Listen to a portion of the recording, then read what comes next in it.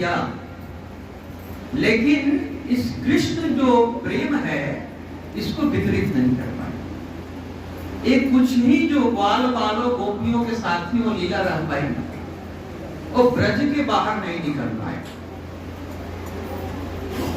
तो भगवान को ये भाव आया कि राधा रानी इतनी प्रेम करती थी ब्रज में कि वो प्रेम करती थी, हम जितना आनंदित होते थे उससे दुगना आनंदित होती थी। क्या भाव था राधा रानी में। इसलिए बोलते हैं कि आम मीठा है, जब खाएंगे तभी मालूम पड़ेगा कि कैसा मीठा है, कितना लेवल का मिठास। तो महाप्रभु को भी, भगवान कृष्ण को ये लगता था कि राधा रानी के भाव को समझने का मौका मिले, और इस कलियुग जो है पतित युग है, इसमें उद्धार करने का मौका कम समय लोगों को मिला है। क्योंकि जब नैमिषारण्य में 88,000 ऋषि एकत्र होते हैं, सुत गोस्वामी व्यासासन पर हैं, तो उसमें सौनक ऋषि जो 88,000 ऋषियों के हेड के रूप में हैं, भागवतम में एक प्रश्न करते हैं, प्रायेण अल्पयायेषु सभ्य कलवस्मिन् युगे जनाः मंद सुमंद मतयो मंद भाग्योपद्रिता। कलियुग में जन्मे हुए लोग बड़ा कम आयु पाए, और इनकी और विशेषता है मंद, ये बड़ा लेजी, सुमंद मतयो, इनकी मति भी बड़ा मंद है, और इनका भाग्य भी मंद है, मंद भाग्य, और उपद्रिता में डिस्टर्ब, हमेशा डिस्टर्ब रहते हैं।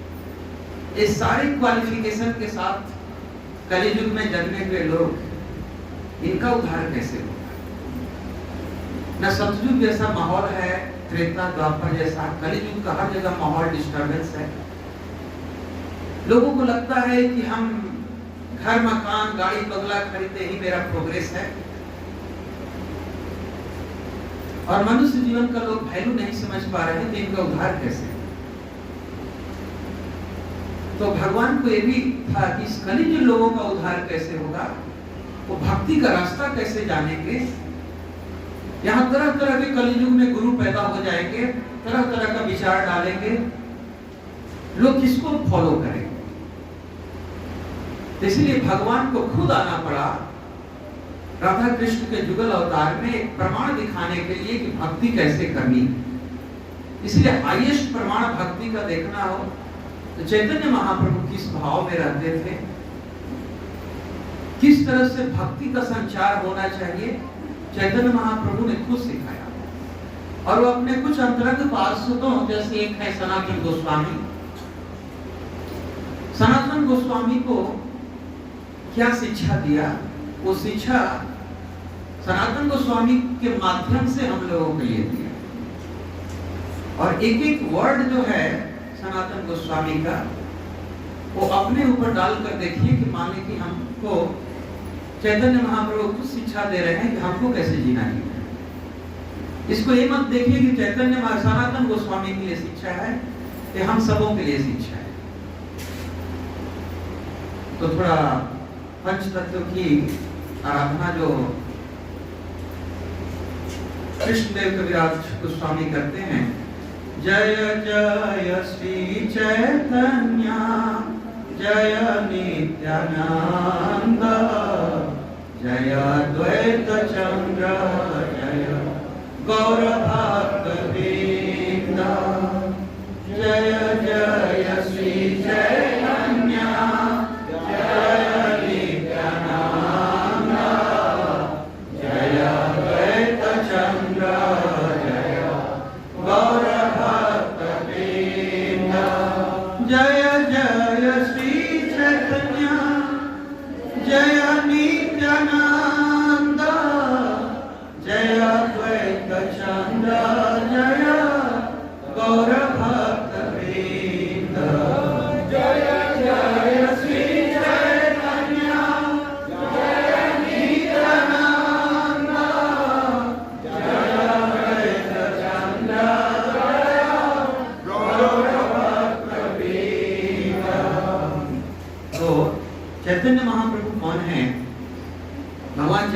कौन है।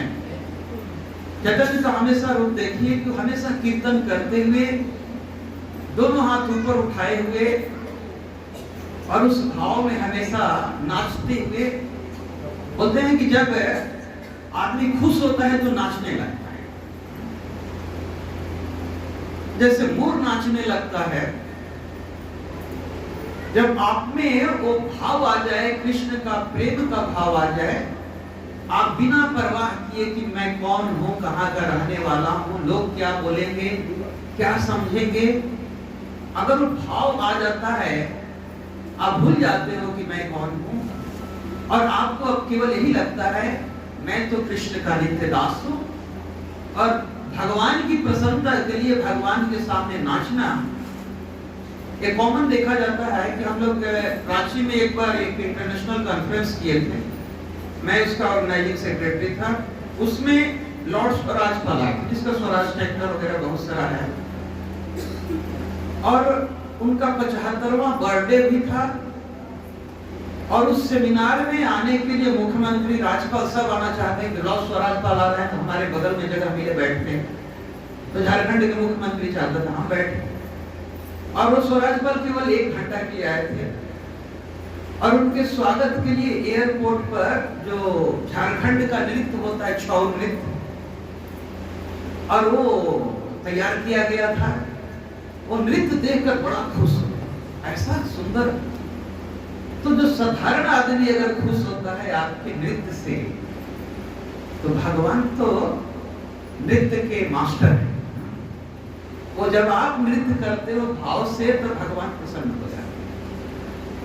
तो चैतन्य महाप्रभु का अगर ब्रीफ में देखा जाए, थोड़ा सा मैं एक कर देता हूँ। क्लास के बाद 15 मिनट के लिए एक क्विज होगा, ऑनलाइन क्विज, इसी पर आधारित रहे। ठीक है, मैं लास्ट में हड़बड़ में बनाया हूँ, केवल 10 क्वेश्चन रहेंगे। और मैं यहाँ के मैनेजमेंट है करूँगा कि एटलीस्ट जो 3 जो विनर हो, फर्स्ट सेकंड थर्ड, उनको कुछ प्राइज की व्यवस्था करें, बुक्स में पढ़ने के लिए उनको प्रोत्साहित करें। और ये सब लोग अपने मोबाइल पर खेलेंगे, गेम खेलने में मजा आएगा।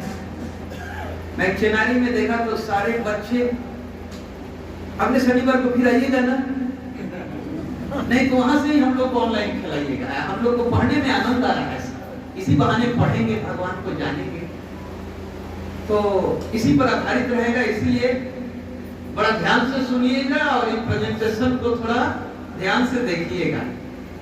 आंख और कान को जागृत कीजिए और तब उसके बाद लास्ट में देखिए। तो चैतन्य महाप्रभु कौन थे?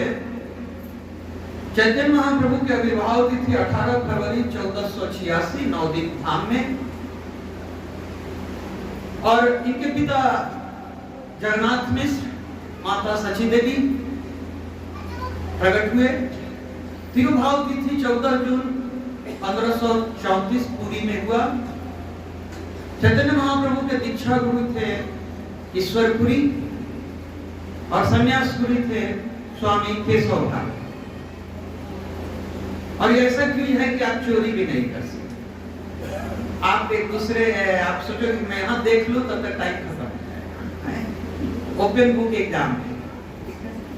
तो संन्यास गुरु स्वामी केशव भारती, महाप्रभु की 2 शादियां थी, लक्ष्मी प्रिय और विष्णु प्रिय।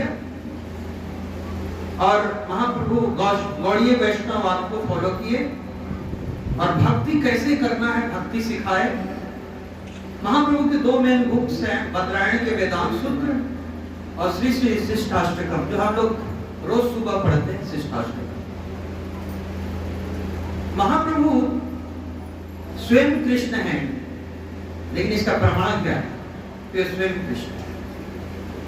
जो जुग धर्म हरिनाम संकीर्तन, भगवान के पवित्र संकीर्तन मतलब एक साथ मिलकर कीर्तन करना, और अकेले में हम करते हैं तो उसको जप करते हैं।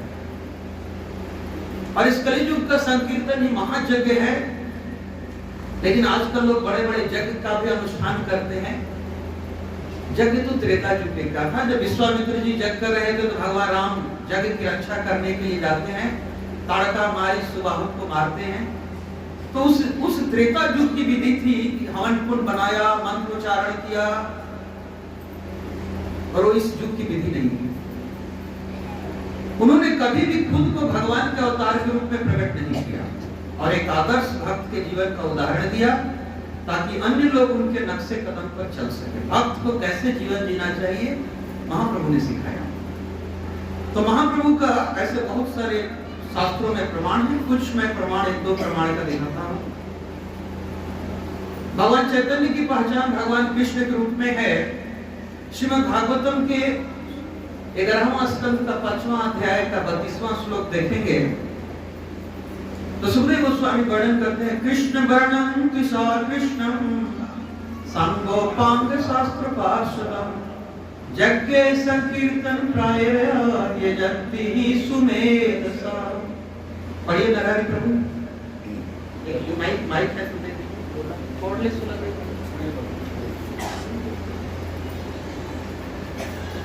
सुंदर श्लोक है भगवान का, चैतन्य महाप्रभु का वर्णन।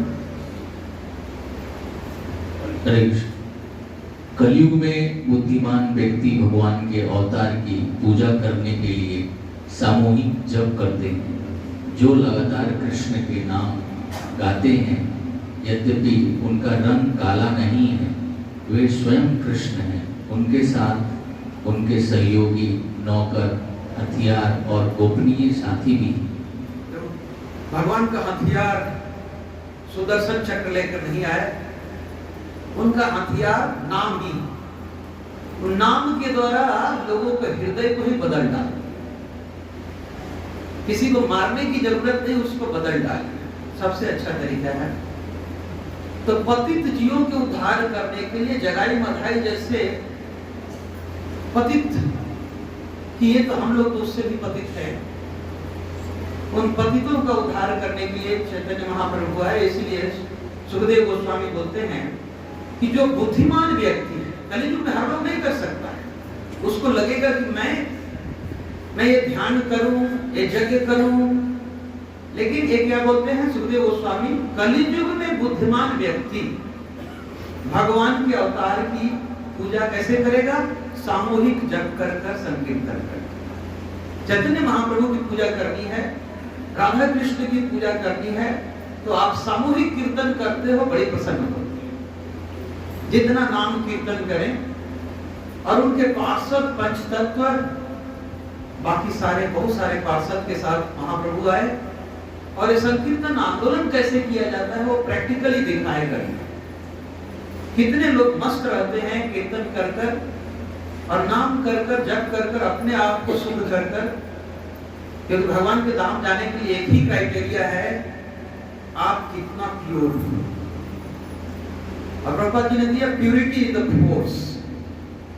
आपको चंद्रायन गया यहां से, तो उसमें किस टाइप का ईंधन था, कितना प्रोपेलेंट लगा, कितना तेजी से उसको कक्षा में स्थापित किया, तो आप में वो कितना फोर्स है जो आप सीधे भगवत धाम को जा सकते हो।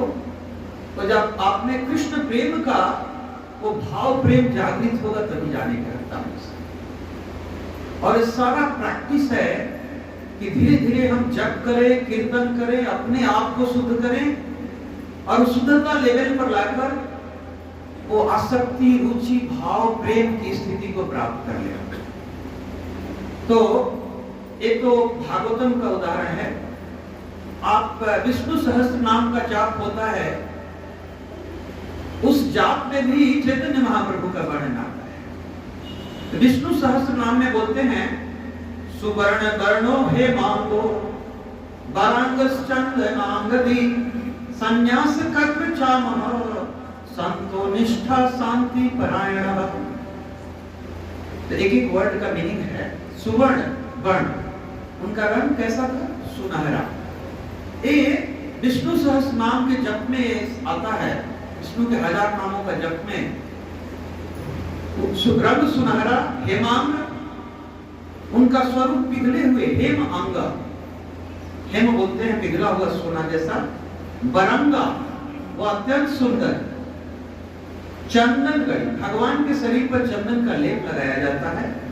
संन्यास कृत, वह जीवन के त्याग को स्वीकार करते हैं, संन्यास ग्रहण करते हैं। ऐसे कोई भगवान संन्यास नहीं लिए हैं। इसलिए प्रमाण है कि चैतन्य महाप्रभु के बारे में ही बता रहे हैं कि जिसने संन्यास ग्रहण किया 24 साल की अवस्था में, समा वह पूरी तरह से इंद्रिय नियंत्रित या संतुलित हैं, शांता वह बिल्कुल शांत हैं, निष्ठा वह भगवान कृष्ण के पवित्र नाम के जप में दृढ़ता में स्थिर हैं, शांति परायण वह भक्ति और शांति का सर्वोच्च स्थान है, वह निर्विशेषवादी दार्शनिकों को चुप करा बहुत सारे सार्वभौम भट्टाचार्य को भक्त बनाए। इस तरह से बहुत सारे निर्विशेषवादियों को, जिनको वो लगता है कि उनको था कि भगवान का कोई रूप नहीं होता है, भगवान के केवल गुण का ही वर्णन करते थे, लेकिन जिसका रूप नहीं होगा उसका गुण कैसे हो सकता है। ये प्रैक्टिकली साइंटिफिक भी है कि जिस आदमी का रूप है उसी का गुण भी, और उन्हें वैष्णव धर्म में परिवर्तन किया। आप गरुड़ पुराण पढ़िए, अहम पूर्णो भविष्यामि जुग संध्याओ विशेषतः मायापुरे नवद्वीपे भविष्यामि सची सुत, बड़ा क्लियर किया गरुड़ पुराण में। अहम पूर्णो भविष्यामि, जुग संध्या, जुग संध्या होता है जब द्वापर से कलि युग प्रवेश करता है, उस संध्या 200 साल के बीच को वो संध्या पीरियड बोलते हैं। तो जब द्वापर का अंत होगा, कलि युग प्रारंभ होगा, प्रथम चरण में ही अभी 500 वर्ष बीता हुआ है। मायापुर नवद्वीप में अपने पूर्ण आध्यात्मिक रूप में प्रकट होऊंगा और सची का पुत्र बनूंगा। माता का नाम ये दिया हुआ है। गरुड़ पुराण में 2-3 श्लोक है, मैंने एक श्लोक कह लिया है। पद्म पुराण में आप पढ़िए, बोलते हैं काले प्रथम संध्यायाम गौरांगोतम महीतले भागीरथी तेते रवि भविष्यामि सची सुत। यहाँ भी सची सुत, मैं कलि युग के प्रथम भाग में पृथ्वी पर, भागीरथी मतलब गंगा के तट पर एक सुंदर स्थान पर स्वर्ण रूप धारण करके सोने का सुनहरा शरीर लूंगा और सची के पुत्र के रूप में जन्म लूंगा। तो इस तरह से आप नरसिंह पुराण में भी जाइए, वहां भी वर्णन मिलता है, और आप स्कंद पुराण में जाइए, वहां भी वर्णन मिलेगा। आप वेद में भी आप जाएंगे तो अथर्ववेद में भी मिलता है। तो ये बहुत सारे शास्त्रों में प्रमाण है और डायरेक्टली मेंशन है, गंगा के तट पर सुनहरे रंग का, कलि के प्रथम चरण में सची के पुत्र के रूप में अवतरण होगा। तो किसी को अगर बोलता है कि ये भगवान है तो उसका प्रमाण मांगना चाहिए, तुम्हारा वर्णन कहाँ है शास्त्र में। एक मेरा कलीग है, बोलता है कि प्रभु जी एक इसमें मथुरा में एक अभी भगवान पैदा हुए और वो भगवान के यहाँ बहुत भीड़ लगता है, और वो भगवान पहले नौकरी करते थे, अब वो भगवान हो गए हैं, सब लोग उनको भगवान मानता है। तो हमने उसे पूछा कि उस भगवान का दर्शन देखे हो? हम गए, देखे, ऐसे लगते हैं, नौजवान दिखाई देते हैं। बोले नहीं, वो तो बूढ़े हो चुके हैं, भगवान बूढ़े हो चुके हैं। और ब्रह्मा जी क्या बोलते हैं? अद्वैतम अच्युतम अनादि अनंत रूपम आद्यम पुराण पुरुषम नवयौवनम च, नवयौवनम च, और सबसे आदि भी हैं, उनसे पहले कोई नहीं है, तभी भी वो नौजवान है। लेकिन आजकल के भगवान बूढ़े हो जाते हैं और तभी भी बोलेंगे कि भगवान, और उनके फॉलोअर्स भी इतने जैसे अंधे को अंधे फॉलो कर रहे हैं और उनको भगवान मानकर पूजा कर रहे हैं। बड़ी विडंबना है कलियुग में। कलियुग में आप भागवत में वर्णन कीजिए तो कलि का वर्णन किया गया, ऐसे बहुत सारे भगवान पैदा हुए।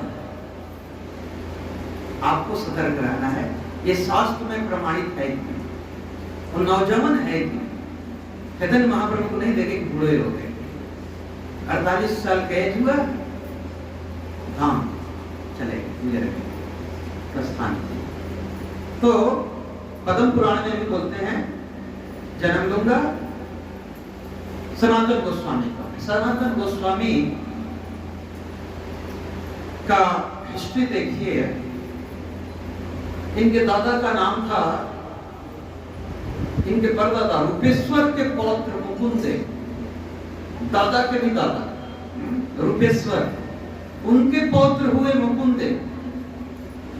नहीं, रूपेश्वर के पौत्र मुकुंद वो क्या थे? वो बंगाल के नवाब में एक राजकर्मी थे।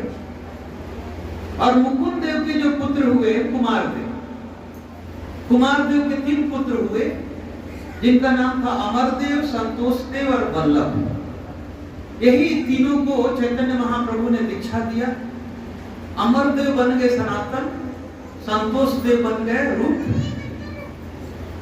और वल्लभ का नाम दिए अनुपम। तीनों भाई। और ये कुमार देव जब ये लोग छोटे थे तभी ही इनके पिता गुजर गए। इनके दादा मुकुंद देव ने इनका पालन पोषण किया, शिक्षा दिलाई, और ये तीनों बड़ा विद्वान, पढ़ने में बहुत तेज। परसों हम लोग रेडिया गए थे, तो रेडिया गांव में, तो वहां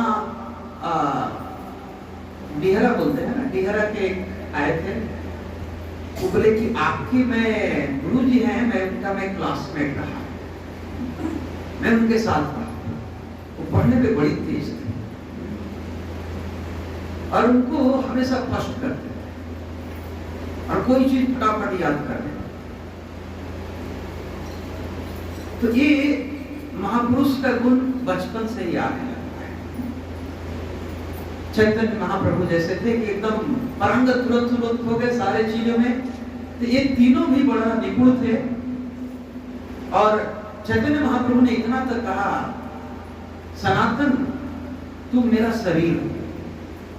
जब महाप्रभु जिसको भाव देते हैं, तुम्हारे और हमारे में कोई अंतर नहीं है, तो सनातन कितने बड़े थे। और बोलते हैं मदन मोहन के चरणों में आश्रय प्रदान करने के कारण तुम एक आदर्श गुरु। तो चैतन्य महाप्रभु सनातन गोस्वामी के शिक्षा पर हमको चलना चाहिए, जिसको चैतन्य महाप्रभु ने प्रमाणित किया, सनातन गोस्वामी मेरे में कोई अंतर नहीं है और एक आदर्श गुरु हैं, क्योंकि ये राधा मदन मोहन को फॉलो कर उनके आश्रय में है। तो एक कैसे इनका हिस्ट्री है। जब ये तीनों भाई थे तो रूप सनातन बंगाल के नवाब के वित्त मंत्री और प्रधानमंत्री के रूप में कार्य कर रहे थे। दोनों हाईएस्ट पोस्ट पर थे और सारे कार्य इन पर आधारित था। लेकिन जब चैतन्य महाप्रभु का संकीर्तन आंदोलन हुआ तो इनको भी खबर मिली। ये चैतन्य महाप्रभु के मिलने के लिए उतावले रहते थे। इनका रामकेली में जन्म है और ये चाहते थे कि कैसे हम लोगों का भेंट हो। तो महाप्रभु एक बार जब वृंदावन के लिए निकले थे तो उस बीच में ये दोनों भाई मिले थे, लेकिन बोले कि समय आएगा तुम लोग आना बाद में। जब चैतन्य महाप्रभु वृंदावन जा रहे थे दूसरी बार, एक बार तो बहुत सारे लोग हो गए तो उन्होंने अपना मन बदल दिया। दूसरी बार केवल निकले अकेले और उनके साथ एक केवल बलभद्र थे, जो झारखंड के जंगलों से होते हुए बनारस इलाहाबाद होते हुए वृंदावन जा रहे हैं। तो इनके छोटे भाई, सनातन के छोटे भाई रूप गोस्वामी कोई बहाना निकालकर चैतन्य महाप्रभु के पास चले गए, प्रयाग में जाकर मिले और प्रयाग में चैतन्य महाप्रभु ने रूप गोस्वामी को शिक्षा दी और इनको आदेश दिया कि तुम वृंदावन जाओ और वृंदावन के लुप्त स्थानों का प्रकाशित करो। राधा कुंड, श्याम कुंड, सारी जगहों को प्रकाशित करो और जितना ग्रंथ की रचना करो, भक्ति के लिए तुम बेस बनाओ। ग्रंथ ही है जो बेस है, भक्ति कैसे करना है शास्त्रों के माध्यम से करना है। जब रूप गोस्वामी को आज्ञा दे दिए तो ये सनातन गोस्वामी भी अब निकलना चाह रहे थे। ये कुछ बहाना बनाकर अपने घर में ही वेद पाठ पढ़ने लगे। बोले कुछ मैं बीमार हूँ, बहुत दिन हो गया लेकिन नवाब का काम नहीं चल रहा था। भेजा तो देख रहा है सनातन गोस्वामी तो आराम से शास्त्र पढ़ रहे हैं, कोई बीमार है नहीं। जब खबर ऐसा होगा तो इनको भागने की बोलने लगे कि नहीं मैं अब जाना चाहता था, इनको कैद कर लिया नवाब, इनको जेल में डाल दिया। अब ये जेल में फंस गए, निकले कैसे? तो रूप गोस्वामी ने एक पत्र भेजवाया और उनके बताया, रूप गोस्वामी बहुत बुद्धिमान थे, उनको मालूम था कि मेरे भाई को बंगाल का नवाब छोड़ेगा, ये जब निकलना चाहेंगे तो जेल में डाल देगा। तो उनको जेल में ही कहीं छिपाकर उसी में कुछ स्वर्ण मुद्राएं डाल रखे, 7,000-8,000 करीब स्वर्ण मुद्राएं थी। और जब जेलर जब नवाब साउथ की तरफ गया था तो ये जेलर से बोले कि आप तो बहुत विद्वान, जबकि वो क्या था? बहुत दुष्ट थे। किसी को चढ़ाना होता है ऐसे चढ़ाया जाता है, ये सिखाए पॉलिटिक्स भी कैसे करना है। तो सनातन गोस्वामी बोलते हैं आप तो पुराण शास्त्रों का बड़ा ज्ञाता हो, आप बड़ा दयालु हो और आप हमेशा पुण्य कार्य करते हो, और जब मैं मंत्री था तो मैं भी आपका बहुत उपकार किया है,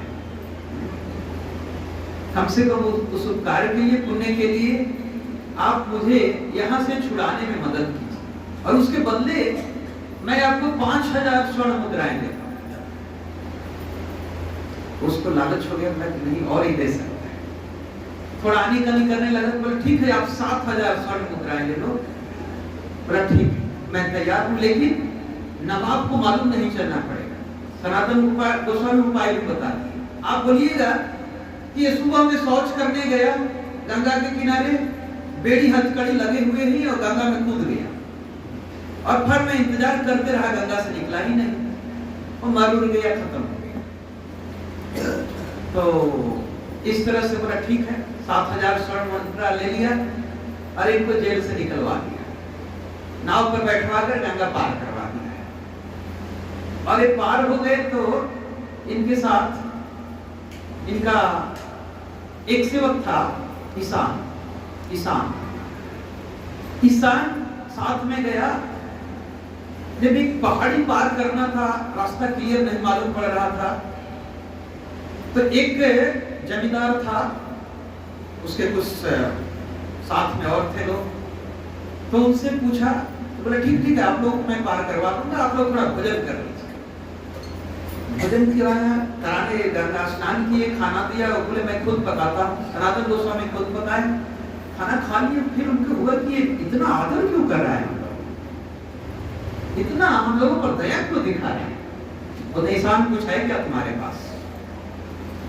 तो उस जमींदार के पास एक एस्ट्रोलॉजर था, उसको मालूम पड़ गया कि इनके पास 8 स्वर्ण मुद्रा है, 8 सोने की मुद्राएं, और इनको उसका प्लान था इनको खिला पिलाकर सुलाकर और इनको गला काट दिया जाएगा दोनों का, और 8 स्वर्ण मुद्राएं ले लेना है। सनातन गोस्वामी बड़ी बुद्धिमान, ईशान कुछ तुम्हारे पास है जिसके चलते हम दोनों की जान खतरे में? बोला हाँ मेरे पास 7 स्वर्ण मुद्राएं हैं। झूठ बोला, एक छिपाने के लिए। बोले ठीक है दे दो सब। बोला वहां से लीजिए स्वर्ण मुद्राएं, आपका उपकार है, आप हम लोग को पार करा दीजिए। आप इतने, आपका तो जान जाने वाली थी, इसी स्वर्ण मुद्रा के चलते जान जाने वाली थी, लेकिन आप तो एकदम साधु हैं, अब मुझे नहीं चाहिए। ले लीजिए, इसके चलते आप छोड़ दीजिएगा तो दूसरी जगह मुझे मार डालेगा। ये जो धन दौलत है ना, जान का करना है, हमेशा डर बना रहता है कौन चोरा ले जाएगा, कहाँ होगा, ये गार्ड रखो वो रखो। तो इसीलिए बोलते हैं साधु क्या बोलते हैं, साईं इतना दीजिए कि हमें ज्यादा होगा और खाता ये लूट लेगा, ये हड़प लेगा, यहाँ जमीन हड़प लेगा, कोई दखल कर लेगा, ये हमेशा चिंता बनेगा, ये जंजाल। जितना मिनिमम से काम चला। तो सनातन गोस्वामी बोले नहीं ले लीजिए, आप तो छोड़ दे रहे हैं, दया दिखा रहे हैं, लेकिन कहीं ना कहीं मुझे मार डालेगा इसी के चलते। तो ईशान को पूछे अभी भी तुम रखा है कुछ? कहा 1 स्वर्ण मुद्रा। बोले तुम अब चले जाओ, अब मैं अब अकेले जाऊं, तुम 1 स्वर्ण मुद्रा लेकर अब चले जाओ अपना जीवन जीना, और मैं अकेले जाता। तो सनातन गोस्वामी जब अकेले जाने लगे वहां से पार किए तो हाजीपुर आए। हाजीपुर में इनके बहनोई थे श्रीकांत, वो उनको वहां के नवाब ने 3 लाख स्वर्ण मुद्रा दिया था कि घोड़े खरीद कर मेरे को भेजना है हाजीपुर से। और इसलिए उनके पास पैसा था और उनके पास बहुत सारे आदमी थे। वो देखेंगे मेरा बहनोई फटा उटा पहने हुए भिखारी की तरह आ रहा है, बड़ा दुखित हुए, लाकर बैठा है, अरे बढ़िया से खाओ पियो बस चेंज करो, लेकिन मैं यहाँ 1 सेकंड नहीं रुकूंगा, आपसे मुलाकात हो गई मैं चला, तो कम से कम एक चादर हो गई, कम से जाड़ा का समय है। तो उन्होंने एक क्या किया, ऊन का चादर दे, अच्छा चादर दे। सनातन गोस्वामी उसको ओढ़कर चले, फिर गंगा पार किए, बनारस आ गए। तो बनारस से आने के बाद वो किनके यहां गए, 3 आदमी, चंद्रशेखर के यहां चैतन्य महाप्रभु रुके हुए थे और वो जाकर दरवाजे पर बैठ गए। बाकी तो फटा उटा था, लेकिन एक चादर केवल ओढ़े गए। चंद्रशेखर को महाप्रभु अंदर से बोलते हैं, जाओ कोई भक्त आया है, उसको बुला ला। तो चंद्रशेखर जाकर बोलते हैं, नहीं कोई भक्त नहीं, ये लगता है कि पीर है, मुस्लिम लगता है, लेकिन मुस्लिम नवाब के यहाँ रहते थे, उसी तरह से दाढ़ी उड़ी बढ़ा हुआ, मुस्लिम का ही भेष था। बोले पीर है, लगता है कहीं से भिखमंगा टाइप से है, बैठा हुआ है। फिर भेज दिया, अरे जाओ, कोई वो साधारण आदमी नहीं है, बुला कर लाओ। और बुला कर लाते हैं तो महाप्रभु क्या बोलते हैं, महाप्रभु उनको गले मिलते हैं। इस फोटो में देखते हैं महाप्रभु इस चादर ओढ़े हुए हैं, महाप्रभु उनको गले से लगा लेते हैं, इसी भेष में थे। और चैतन्य महाप्रभु बोलते हैं, प्रभु कहे तो मां स्पर्शी आत्मा पवित्र थे, भक्ति बले पार तुम्हें ब्रह्मांड शोषिते। आप पढ़िए, दूसरे को दीजिए, तो प्रभु जी पढ़िए इसका मीनिंग लास्ट वाले का, लास्ट वाले। महाप्रभु ने उत्तर दिया, महाप्रभु ने उत्तर दिया, मैं अपने आप को पवित्र बनाने के लिए ही तुम्हारा स्पर्श कर रहा हूँ, क्योंकि तुम अपनी भक्ति के बल से सारे ब्रह्मांड को शुद्ध कर सकते हो। महाप्रभु बोल रहे हैं, मैं स्पर्श कर रहा हूँ कि मैं शुद्ध हो जाऊं। बोलते हैं भक्तों का, आपका आंख का वैल्यू है जब भक्तों का दर्शन है, आपका त्वचा का वैल्यू है जब भक्तों का स्पर्श है, कानों का है कि जब भगवान की कथा श्रवण है। तो महाप्रभु मना कर रहे हैं, लेकिन चैतन्य महाप्रभु से गले लगा लेते हैं, तो तुमको टच करने से मैं पवित्र हो रहा हूं, सनातन तुम कोई साधारण नहीं। तो भगवान भी बोले हैं कि भागवत में, भले ही कोई व्यक्ति संस्कृत वैदिक साहित्य का कितना ही प्रकांड पंडित क्यों ना, बड़ा ज्ञानी हो, प्रकांड पंडित हो, जब तक वह भक्ति में शुद्ध न हो, वह तब तक मेरा भक्त नहीं माना जाता। बड़ा विद्वान हो, सब वेद शास्त्र को एकदम कंठस्थ किया हुआ है, लेकिन वो भक्त नहीं है, तो बोलते हैं भक्ति में अपने आप, भक्ति ही है जो शुद्ध करते हैं, हरि नाम का जप कर कर शुद्ध करते हैं। किंतु भले ही कोई व्यक्ति चंडाल परिवार में जन्मा हो, वो भी मुझे अत्यंत प्रिय है यदि वह शुद्ध है और सकाम कर्म या मानसिक तर्क को भोगने की इच्छा से रहित है। तो भक्त का लक्षण है वो सकाम कर्म नहीं चाहता है कि ये कर्म करे ये फल मिले, या हम ये स्पेकुलेट करें, मानसिक तर्क वितर्क में लगे नहीं। भगवान ने बोला है वो सब, और प्रमाण केवल देखता है। गीता में भगवान बोला है, अब कुछ नहीं, इसे श्रेष्ठ कुछ है। तो मानसिक तर्क वितर्क में नहीं जाता, ना सकाम कर्म में उलझता है। निसंदेह उसका सभी तरह से आदर होना चाहिए, ऐसे भक्त का आदर होना चाहिए, और जो भी भेंट करे उसे स्वीकार करना चाहिए। ऐसे भक्त मेरे समान ही पूजे, भगवान बोलते हैं, ऐसा भक्त मेरे समान ही पूजे। कृष्ण स्वरूप माधर्वैश्वर्य भक्ति रसाश्र में तत्व सनातने सह कृपया उपदेशी सह। प्रभु जी को दीजिए, इसका अर्थ पढ़िए नीचे वाले का। पूर्ण पुरुषोत्तम भगवान पूर्ण पुरुषोत्तम भगवान श्री चैतन्य महाप्रभु ने स्वयं सनातन गोस्वामी को भगवान कृष्ण के वास्तविक स्वरूप के संबंध में बताया। उन्होंने भगवान के माधुर्य प्रेम, उनके निजी ऐश्वर्य तथा भक्ति रस के विषय में भी बतलाया। महाप्रभु ने ये सारे तत्व अपनी अहेतुकी कृपा व सनातन गोस्वामी को बताए। अहेतुकी मतलब बिना कंडीशन। ये सनातन गोस्वामी ने प्रश्न किया था चैतन्य महाप्रभु से, 2 प्रश्न किए। मैं कौन? सनातन गोस्वामी ने पूछा मैं कौन, और दूसरा मेरा कर्म क्या होना चाहिए, मेरा कर्म क्या होना चाहिए। दोनों प्रश्नों का उत्तर चैतन्य महाप्रभु आगे दे रहे हैं। अपनार हित हित किछि न जानी, ग्राम्य व्यवहारे पंडिता ही सत्य मानी। सनातन गोस्वामी बोलते हैं मैं नहीं जानता मेरे लिए क्या लाभप्रद है और क्या हानिप्रद है, फिर भी सामान्य व्यवहार में लोग मुझे विद्वान पंडित मानते हैं। सनातन गोस्वामी तो विद्वान थे ही, क्योंकि पूरे नवाब का सारा चीज इन पर डिपेंडेंट था और वेदों शास्त्रों को भी ज्ञाता थे। और मैं भी अपने आप को ऐसा ही सोचता। कृपा करी यदि मरे करी उधार, आपन कृपा ते कहाय कृत कर्तव्य हमारा। बोली पढ़ी। अपने अपनी अहेतु कृपा द्वारा भौतिकवादी मार्ग से मेरा उद्धार कर दिया गया। अब उसी अहेतु की कृपा से आप मुझे मेरे कर्तव्य के विषय में बतलाएं।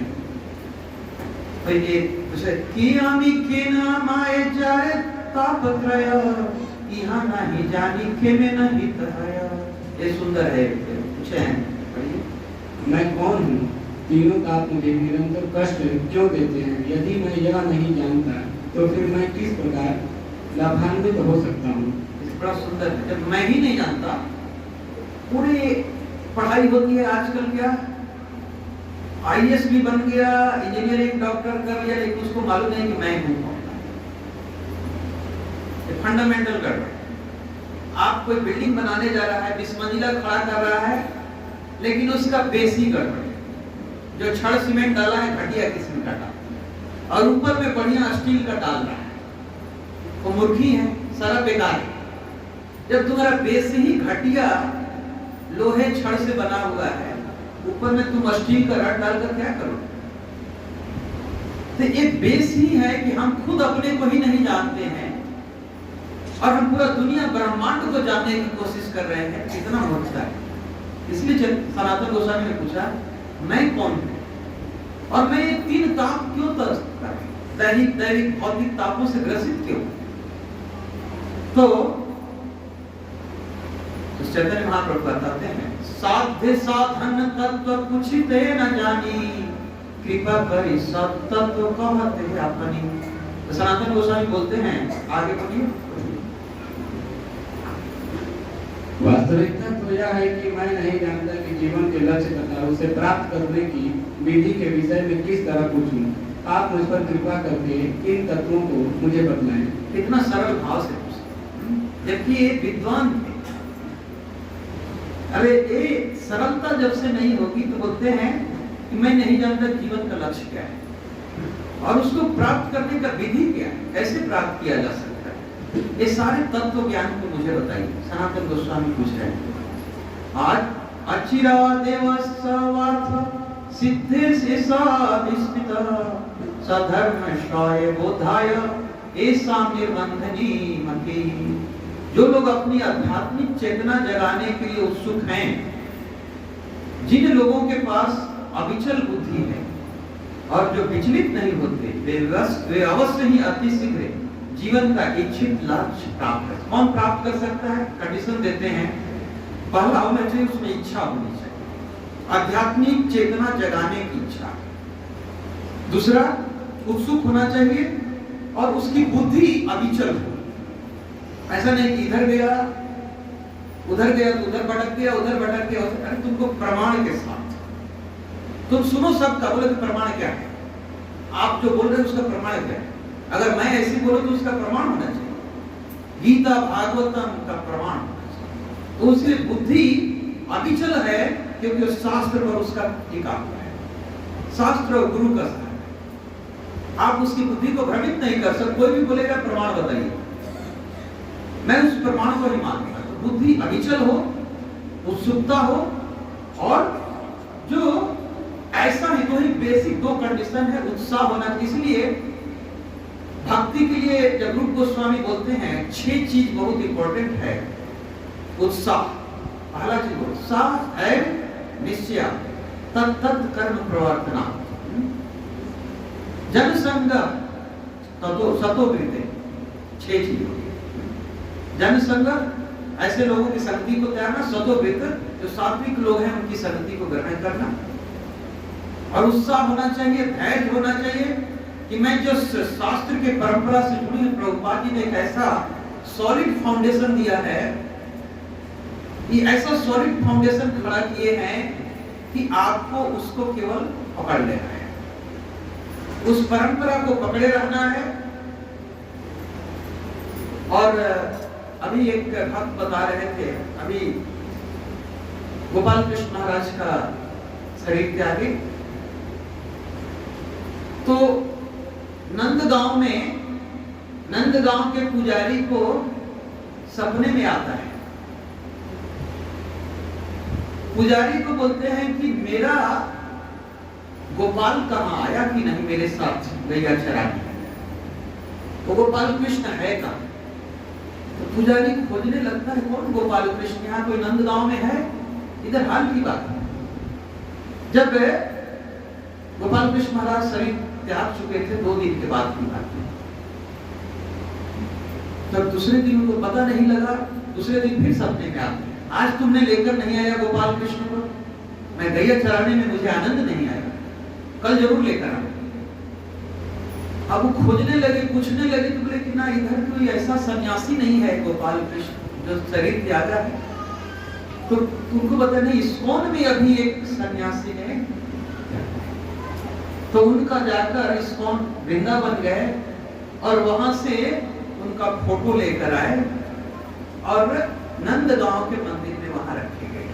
आज देखिए, अब जाकर देखिए, गोपाल कृष्ण महाराज का फोटो लग गया, और जो भी फोटो लाकर लगा दिए, दूसरे दिन बोलते हैं आज तुमने अच्छा काम किया, आज तुमने गोपाल कृष्ण को ला दिया, मेरे साथ आप गैया चरा गए।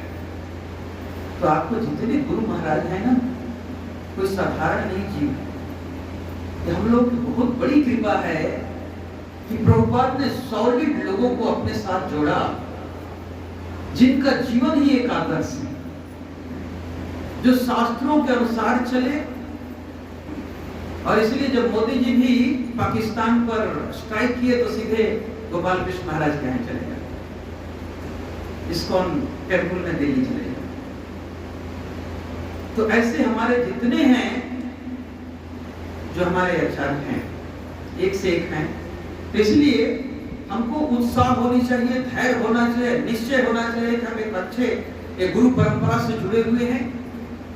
एक ज्ञान जो है कृष्ण ने ब्रह्मा को दिया, ब्रह्मा ने नारद से दिया, नारद से होते हुए एक परंपरा आया, जो प्रभुपाद से होते हुए, हमारे गुरु महाराज से होते हुए आ रहा है, उस कड़ी से जुड़े हुए हैं, जिसका मेन है कृष्ण, जो पावर हाउस कृष्ण है।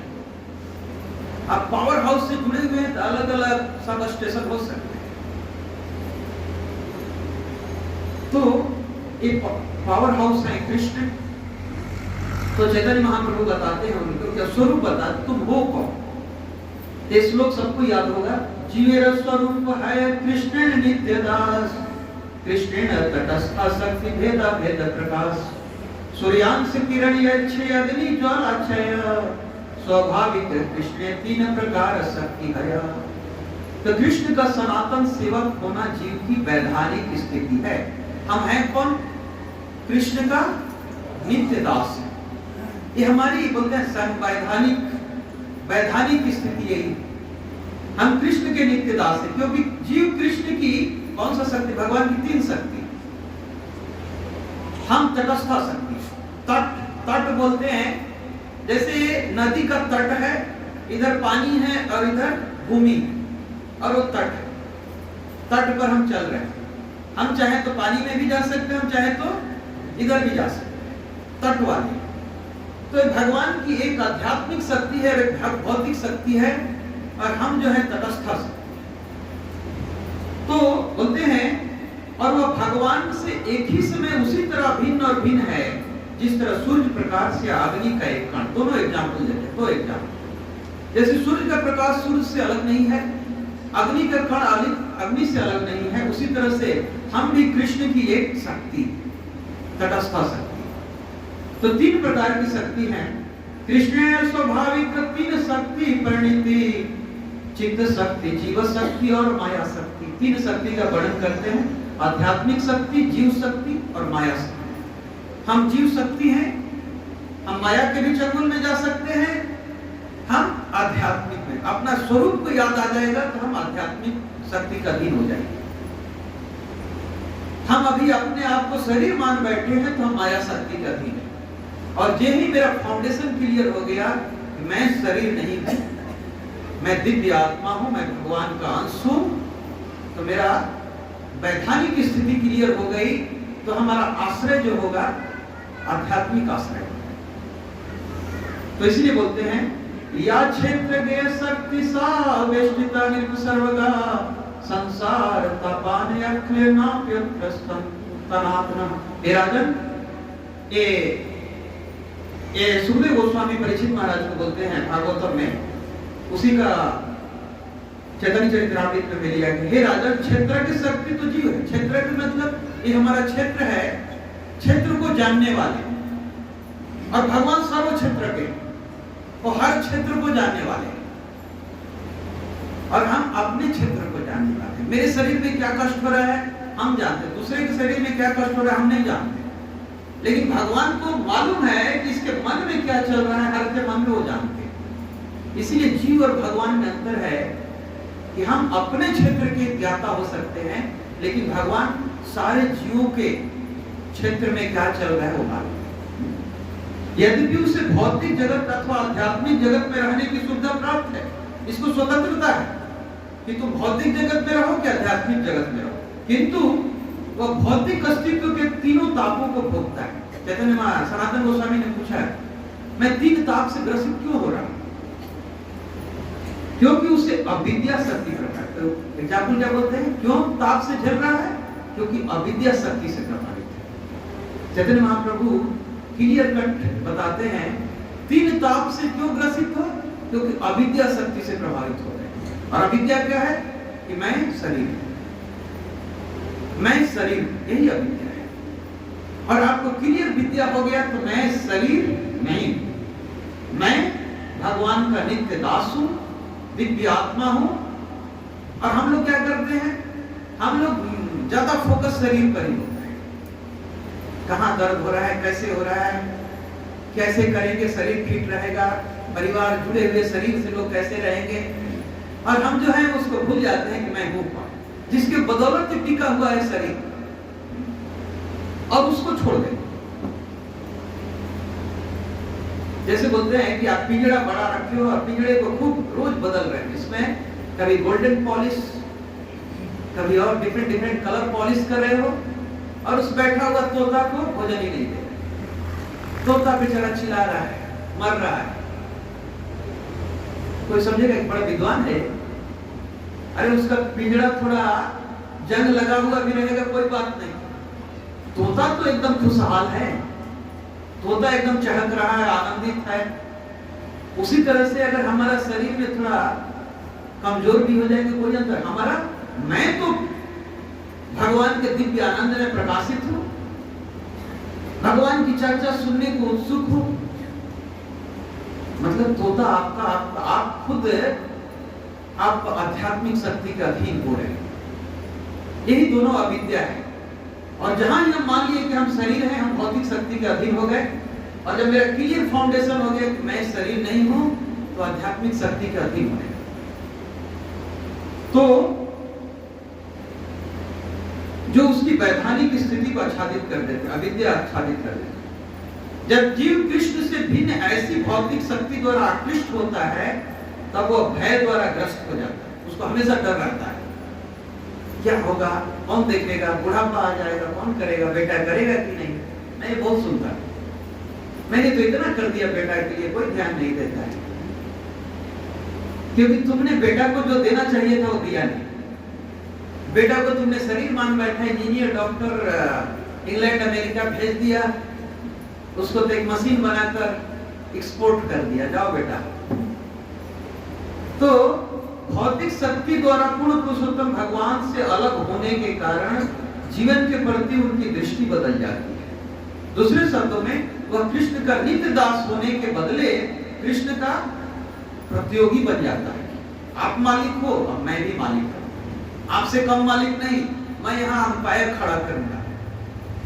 अभी यहाँ घर है, दिल्ली में होना चाहिए, बंगलोर में होना चाहिए, मेरा अभी 10 बीघा है तो 50 बीघा होना चाहिए, मैं अंपायर खड़ा करूंगा, आपसे कम नहीं, मैं दिखा दूंगा आपको। तो प्रतियोगी हम बन जाते हैं। इसे बोलते हैं विपर्यो स्मृति, ये उल्टा स्मृति। इससे भूल को निरस्त करने के लिए वास्तव में विद्वान तथा उन्नत व्यक्ति पूर्ण पुरुषोत्तम भगवान की पूजा कैसे करता है? अपने गुरु के रूप में, आराध्य देवता के रूप में तथा जीवन के स्रोत के रूप में। सब कुछ है, जीवन का स्रोत चैत्य गुरु के रूप में, परमात्मा रूप में है, और भगवान ही किसी गुरु को भेजते हैं जब हमारी इच्छा होने लगती है। इस तरह वह अन्य भक्ति की विधि से भगवान की पूजा करता है। और कैसे होगा तब? साधु शास्त्र की पाए यदि कृष्ण में मुख भय, सेई जीवन स्तरे माया तहारे छाया। यदि कोई बद्धजीव, कोई भी बद्धजीव यदि किसी साधु पुरुष की कृपा से कृष्ण भावना भावित हो जाता है तो उसे शास्त्रों का उपदेश देता रहता है और उसे कृष्ण भावना भावित होने में सहायता देता है, तो वह बद्धजीव माया के पास से मुक्त हो जाता है, क्योंकि माया उसे छोड़ देती है। जब कृष्ण के भक्त का आपका संगति मिल जाती है तो आप शास्त्रों के आदेश को फॉलो करने लगते हो, तो माया छोड़ देती है। माया तो बोलती है अभी तो कृष्ण का दास हो गया, मैं इसको अब नहीं पकड़ सकती, बल्कि अब सपोर्ट करने लगते हैं।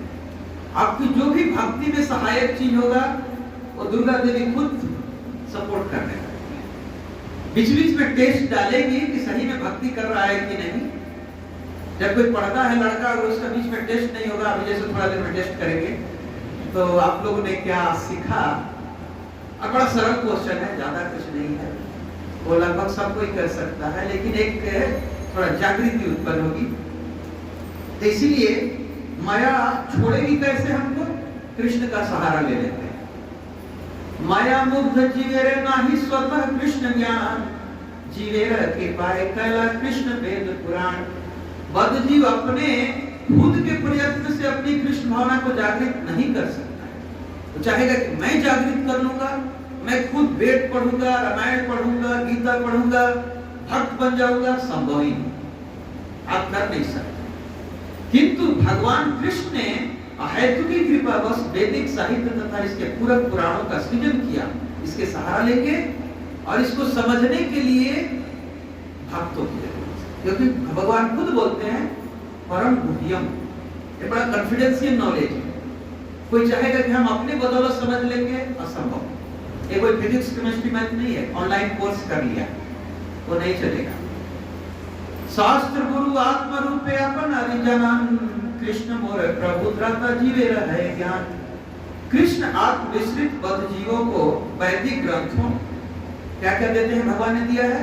वैदिक ग्रंथ दिया है, स्वरूप शुद्ध गुरु के रूप में भेजा है हम लोगों के पास, और अंदर से परमात्मा रूप में चैत्य गुरु के रूप में सिखा देते हैं। तीन माध्यम, शास्त्र, गुरु और अंदर से परमात्मा रूप में देते हैं। जीव इनके द्वारा पूर्ण पुरुषोत्तम भगवान को उनके यथार्थ रूप में समझ सकता है, तीनों का माध्यम लेकर, चैत्य गुरु, बाह्य गुरु और शास्त्रों का। भगवान कृष्ण उसके सनातन स्वामी तथा माया के पास से उधार कर, यही समझना है कि भगवान कृष्ण ही जो हैं उनके सनातन स्वामी हैं और हमको माया के पास से वही दूर कर सकते हैं। इस तरह वो अपने बद्ध जीवन का वास्तविक ज्ञान प्राप्त कर सकता है और मुक्ति प्राप्त करने का उपाय जान सकता है। तो वेद शास्त्र कहे 3 चीज है, कैसे हम करेंगे? संबंध, अभिधेय, प्रयोजन। ये बड़ा तीनों गुण चीज है। हमको पहले कृष्ण से संबंध जानना है, मेरा संबंध कैसा है। संबंध हो गया, प्रयोजन क्या है? हमको कृष्ण प्रेम प्राप्त करना है। उस प्रयोजन को प्राप्त करने का विधि क्या है? भक्ति का विधि है वो अभिधेय है। साधना भक्ति करें और प्रिय है। हम रोज मंगल आरती करते हैं, भगवान को भोग लगाते हैं, ये अभिधेय है। तो इसलिए भक्ति तथा भगवान की तुष्टि के लिए इंद्रियों से काम करना अभिधेय कहलाता है। हम जो अपनी इंद्रियों से काम कर रहे हैं वो अभिधेय है, और मनुष्य का मूल भगवत प्रेम विकसित होना प्रयोजन है, लक्ष्य है, और इससे बड़ा कोई धन नहीं है। तो भगवान के प्रति दिव्य प्रेमा भक्ति को प्राप्त करना ही जीवन का लक्ष्य है। कृष्ण माधुर्य सेवानंद प्राप्ति कारण, कृष्ण सेवा करे यार कृष्ण रस स्वादन। जब किसी को कृष्ण के साथ घनिष्ठ संबंध होने का दिव्य आनंद प्राप्त हो जाता है तो वह उनकी सेवा करता है और कृष्ण भावनामृत रस का स्वादन करता है। वो आपको रस मिलने लगेगा। शुरू में आप जब करते हो तो अच्छा नहीं लगता है। क्यों अच्छा नहीं लगता है? कि भव सागर की बीमारी से ग्रसित है, जॉन्डिस हुआ है, रस पीजिए, गन्ने का खूब रस पीजिए। मैं प्रैक्टिकली देखा हूँ, 3rd ईयर में मेरा बीटेक में जॉन्डिस हुआ, गांव में आया, खूब गन्ने का रस पीने लगा, फीका लगता था, लेकिन जो जॉन्डिस खत्म हो गया, गन्ना का रस मीठा लगने लगा। तो उसी तरह से जो पहले नाम जप करता है, लगेगा कब ये माला खत्म होगा। ये माला खत्म ही नहीं हो रहा है, एक माला में 10-15 मिनट लग गया। लेकिन आप जब करते जाओगे वही दवा है, और जितने जप करते जाओगे भगवान का रस मिलने लगेगा। मतलब हमारा रोग हटने लगा, रस मिलने लगा, तो मन करते रहेगा, बैठ कर जप करते हैं। ये टेस्ट है। तो इसलिए तो एक महाप्रभु ने एक कहानी के रूप में बताया सनातन गोस्वामी को, मैं संक्षेप में बता देता हूँ। प्रभु जी कितना टाइम का है? 9:30। तो बताते हैं कि एक बड़ा गरीब आदमी था, खाने को तरस रहा था। उसके पास एक ज्योतिष आता है, बोलता है तुम खाने के लिए तरस रहे हो, तुम्हारे पिता तो बड़ा धनवान थे। धनवान थे तो क्या देकर रहे? देख तो कुछ नहीं देकर रहे, न खेत है, न बाजार है, न घर है, कुछ नहीं। अरे तुम्हारा गड़ा हुआ है, वो सोने का भंडार गड़ा हुआ है। बोले कहाँ गड़ा हुआ है, किस दिशा में खोलो? तो बोलते हैं वही कि तुम दक्षिण में खोदोगे तो मधुमक्खी निकलेगी और तुम खजाना नहीं पाओगे। तुम अगर पश्चिम दिशा में खोदोगे तो वहां एक प्रेत मिलेगा और तुमको विघ्न उत्पन्न करेगा और तुमको कोई खजाना हाथ में नहीं मिलेगा। और तुम उत्तर दिशा में खोजोगे तो वहां एक बड़ा काला सांप मिलेगा, तुमको निगल जाएगा। तो तुमको खोदना कहाँ है? तुम अगर पूर्व दिशा की खोजोगे, थोड़ा सा ही मुट्ठी खोदोगे तो खजाना तुम्हारे हाथ में आ जाएगा। महाप्रभु इसको बताते हैं, हम अपने को कंगाल मान बैठते हैं कि हमारे पास कुछ नहीं है, कुछ नहीं है, लेकिन हम कौन हैं? परम पिता के संतान हैं। गीता में भगवान बोलते हैं अहम बीज प्रदः पिता। हम लोग तो इधर उधर पिता मान बैठे, तो मैं उस परम ब्रह्मांड के नायक का पुत्र हूं, तो गरीब कैसे? खजाना ढूंढना है। कैसे ढूंढना है? तो अगर हम कर्म कांड में उलझ जाएंगे, दक्षिण दिशा में जाएंगे, तो कर्म कांड में उलझ जाएंगे उस खजाना के लिए।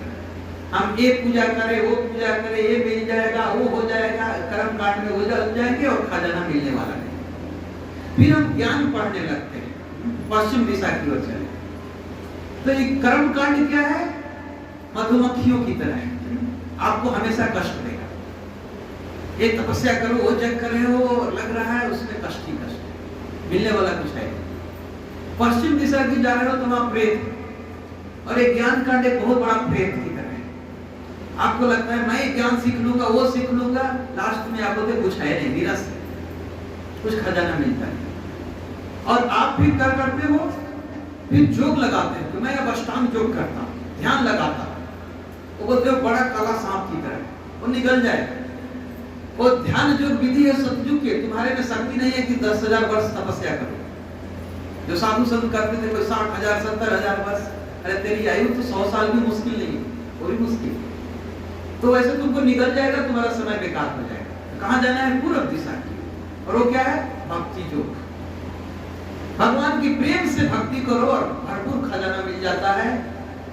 अब तुम अपने आप को भगवान का नित्य दास मानने लगते हो, नित्य आनंद में रहने लगते हो, वही असली खजाना है। उस खजाना को चैतन्य महाप्रभु ने बताया, इसलिए मैं आगे नहीं जाता हूं। तो चैतन्य महाप्रभु ने सनातन गोस्वामी को बोला कि आप वृंदावन चले जाइए और 4 तरह के कार्य कीजिए। पहला बोलते हैं 5 कर्म में, मथुरा मंडल के लुप्त तीर्थों और लीला स्थलों का उद्धार करना। दूसरा, शुद्ध भक्ति सिद्धांत की स्थापना करना। शुद्ध भक्ति के लिए ग्रंथ कीजिए, प्रमाण दिखाइए। और श्री कृष्ण विग्रह को प्रकट करना, जो विग्रह छिपे हुए हैं उनको प्रकट करना। चौथा, वैष्णव स्मृति ग्रंथ की रचना करना, वैष्णव सदाचार का प्रचार करना। सदाचार बहुत जरूरी। वैष्णव सदाचार नहीं है तो हमारा झूठों का दिखावा है। कैसे वैष्णव को होना चाहिए? केवल हमको तिलक लगाना, धोती कुर्ता पहनना ही नहीं, एक ड्रेस है जरूरी, लेकिन लोग मेरे ऊपर उंगली न उठाएं कि देखो धोली माला लेकर ऐसे करकर। तो जो वैष्णव भक्त वृंदावन भजन करने आएंगे, उनकी देख रेख करना भी तुम्हारा काम है। तो सनातन गोस्वामी को 5 आदेश देकर वृंदावन भेज दिए और उनके द्वारा रचित सनातन गोस्वामी के द्वारा हरि भक्ति विलास, बृहद भागवतमृत, बृहद वैष्णव तोषणी आदि जैसे बहुत सारे ग्रंथों की रचना की। और सनातन गोस्वामी कौन है? श्री विशाखा सखी के पार्षद लवंग मंजरी। और लवंग मंजरी हैं, जब चैतन्य महाप्रभु आए थे तो उनके सारे पार्षद अवतरित हुए थे। चैतन्य महाप्रभु के पार्षद के रूप में ये पधारे। तो सनातन गोस्वामी के रास्ते पर चलने के लिए इस महामंत्र का जप करना, हरे कृष्णा कृष्णा कृष्णा हरे हरे, हरे राम राम राम हरे हरे। जय श्री प्रभुपाद की जय। किसी का कोई प्रश्न है तो जस्ट 5 मिनट, फिर हम लोग नहीं तो 10 मिनट के लिए एक स्पीच करते हैं। आप लोग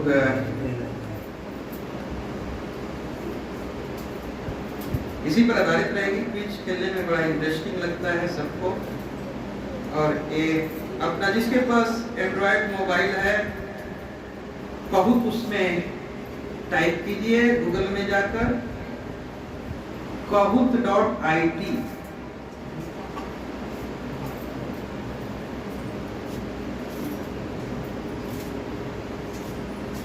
हमारा नेटवर्क में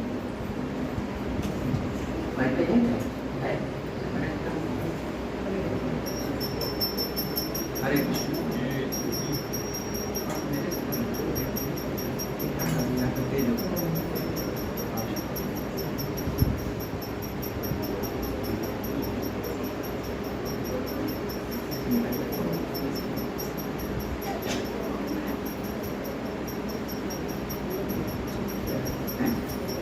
नहीं, इसकी बोला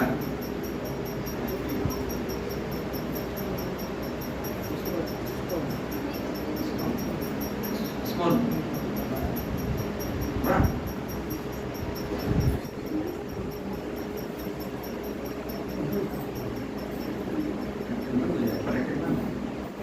नहीं लेना ब्रैकेट बंद।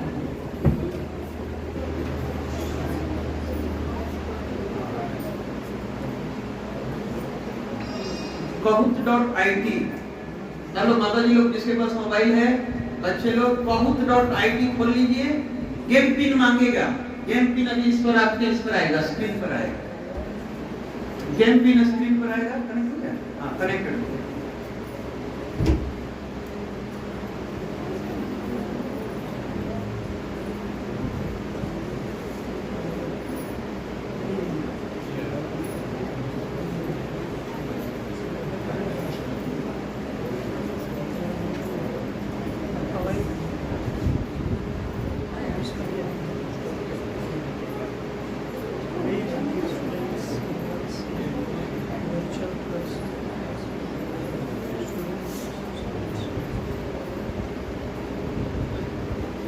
गेम पिन मांग रहा है, अभी गेम पिन आएगा।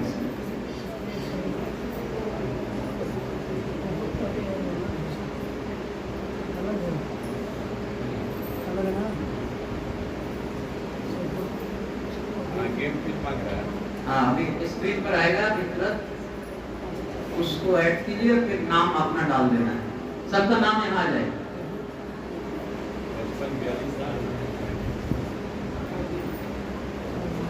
लोडिंग गेम पिन,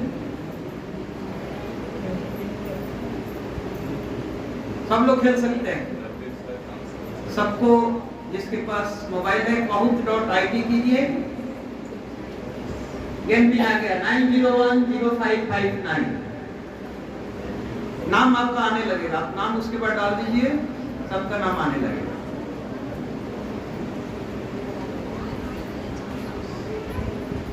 पहला नाम किसका आता है? यस, फोटो आ रहा है कैसा? जब से हम धर्म नहीं फॉलो करेंगे तो ऐसे ही रहेंगे।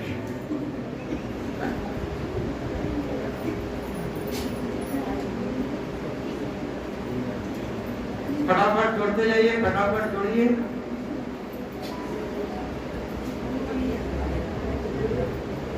नाम आपका आते जा रहा है, संजय दुबे, दुर्लभ भक्ति, प्रिया गुप्ता, श्याम गोपाल दास, प्रीति गुप्ता, जितेंद्र, राम श्याम प्रभु जी, किरण शर्मा। फटाफट जोड़िए, फटाफट। kahoot.it खोलिए, साधारण है गूगल में, और उसमें आएगा गेम पिन मांग रहा है, गेम पिन डालिए, नाम डालिए, आ गया किशन दास। 11 लोग जुड़ चुके हैं। कितने लोग हैं? प्राइज मिलेगा, फर्स्ट सेकंड थर्ड को प्राइज रहेगा, फर्स्ट सेकंड थर्ड को प्राइज रहेगा। 10 ही क्वेश्चन है, 10 मिनट का है, कोई ज्यादा टाइम नहीं लगेगा। 17 लोग जुड़ चुके हैं, 18, 19, 20।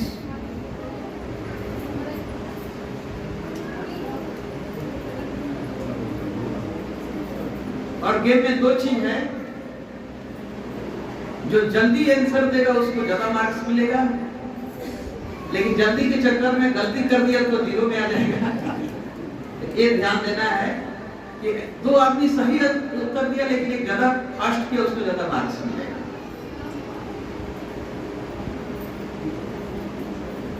समय का भी है और सही आंसर का भी।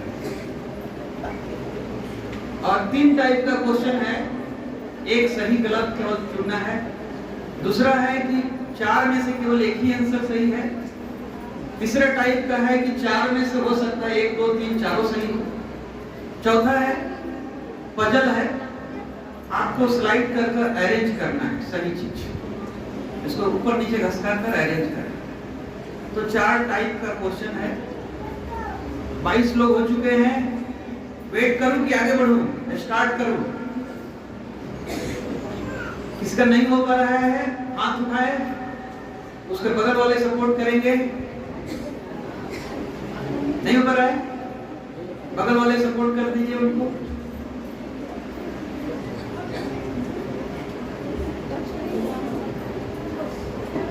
आपका हो गया प्रभु जी? kahoot.it।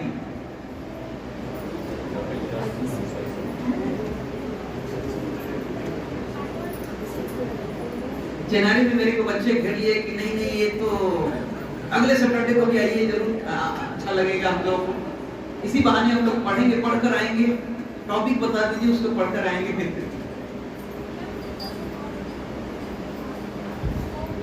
28 लोग हो चुके हैं। स्टार्ट करूं कि वेट करूं? किसका? सबका हो गया? कोई हाथ उठाए जिसका नहीं हो रहा है। पीछे से 2-3 लोगों का है, पीछे वाले को मदद कीजिए, पीछे वाले को मदद कीजिए। वहां से दिखाई दे रहा है स्क्रीन? स्क्रीन दिखाई दे रहा है? नहीं भी दिखाई दे रहा है तो आपके मोबाइल पर क्वेश्चन आंसर आएगा, इसको देखने की भी जरूरत नहीं। आपके मोबाइल पर ही क्वेश्चन आंसर सब कुछ आएगा, दूर कहीं भी बैठ कर सकते हैं, रांची बम्बे कहीं भी बैठ कर दे सकता है।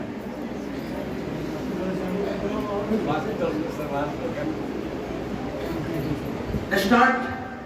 29 लोग हो गया, एक का वेट करें, 30 का एक का वेट करते हैं, 30वां हो जाता है, स्टार्ट करते हैं। 30 हो गया, स्टार्ट।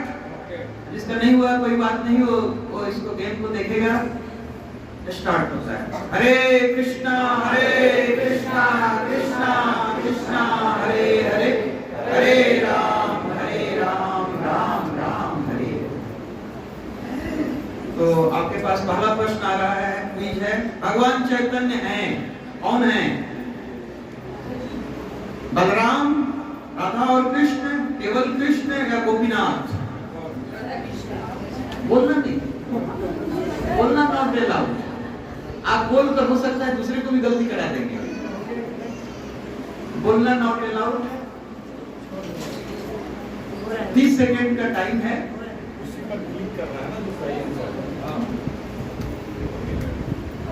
केवल 2 मिनट 2 सेकेंड बाद की है। राधा कृष्ण 23 लोगों ने सही दिया। 5 लोग बोलते हैं केवल कृष्ण। केवल कृष्ण कैसे है? वो राधा कृष्ण का जुगल अवतार है। और गोपीनाथ भी नहीं है, क्योंकि तो गोपीनाथ तो एक ही है, कृष्ण ही है, बलराम तो है नहीं। तो इसीलिए राधा और कृष्ण दोनों। कौन आगे आया? First, second, third, fourth, fifth कौन आता है? प्रिया गुप्ता, किरण शर्मा, कविता, अजय, संदीप। कब तक फर्स्ट बने रहते हैं, सेकंड देखिए नेक्स्ट। मल्टी सिलेक्ट, एक से ज्यादा आंसर सही हो सकता है। निम्नलिखित पुराण से चैतन्य महाप्रभु के भगवान होने का पता चलता है। कौन कौन पुराण में है? पद्म पुराण, नरसिंह पुराण, गरुड़ पुराण, देवी पुराण। किस किस पुराणों में चैतन्य महाप्रभु का भगवान होने का संकेत है? मल्टी सिलेक्ट है, मल्टी सिलेक्ट। लेकिन गलत वाले को चूज कर दीजिएगा तो आंसर गलत हो जाएगा। अगर 4 में से 2 भी सही करिएगा तो भी मार्क्स मिलेगा, लेकिन गलत वाले को चूज कर दीजिएगा तो पूरा 0। मैंने देवी पुराण नहीं बोला था, देवी पुराण में कहीं जिक्र नहीं है। तो आपको पद्म पुराण, नरसिंह पुराण, गरुड़ पुराण। नरसिंह पुराण का मैंने बोला था कि नरसिंह पुराण में है, पुराण में दिया हुआ है, लेकिन वो मैं दिखाया नहीं था क्योंकि टाइम नहीं था। लेकिन पद्म पुराण, गरुड़ पुराण, नरसिंह पुराण ने चैतन्य महाप्रभु को भगवान होने का दिया। तो इसलिए जो देवी पुराण कर दिया है उसको 0 हो जाएगा। बाकी लोग अगर पार्ट मिलेगा। इसलिए प्रिया गुप्ता चली गई रसातल में। फर्स्ट से सीधे गायब। संदीप ऊपर आ गए, लेकिन रसातल से फिर ऊपर उठ सकते। एक गेम ऐसा ही है, बड़ा सजग रहना है, सही उत्तर करना है। काजल, दिसंबर, राम श्याम दास, श्याम गोपाल दास। नेक्स्ट तीसरा क्वेश्चन पजल है, अरेंज करना है। वाराणसी में भगवान चैतन्य किसको शिक्षा देते हैं? बड़ा सरल प्रश्न है, ऊपर से नीचे आना चाहिए लिखा हुआ। हंसकाते जाइए, अरेंज करते जाइए, और ऊपर से नीचे सही नाम आ जाना चाहिए। किसको शिक्षा दिए थे चैतन्य महाप्रभु वाराणसी में? आज पूरा कथा उसी पर था। अरेंज कर देना है, इसके लिए भरपूर टाइम रहता है, 1 मिनट का टाइम रहता है पजल वाले में, क्योंकि अरेंज करने में थोड़ा इधर उधर रह सकता है। आप अरेंज ऐसे कीजिए कि वर्ड आ जाए सही। 20 सेकेंड टाइम है, अभी 15 सेकेंड बचे हैं, तो सही नाम आ जाना चाहिए। अगर एक गलती हो गया तो सबका बोलते हैं किस कान से सुन रहे उस कान से निकाल दे रहे हैं।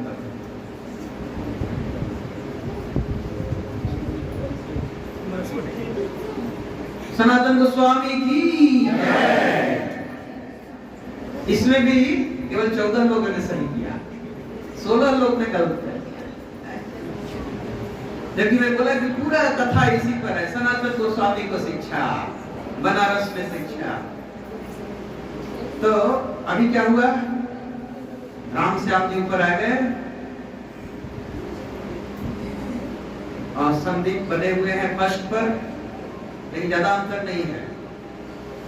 नेक्स्ट चौथा क्वेश्चन है मल्टी सिलेक्ट।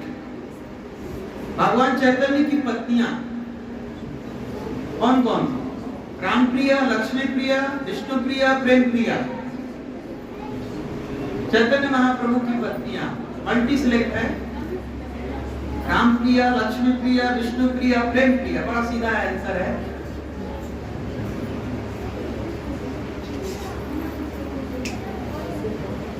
केवल अब 6 सेकंड बचे हैं।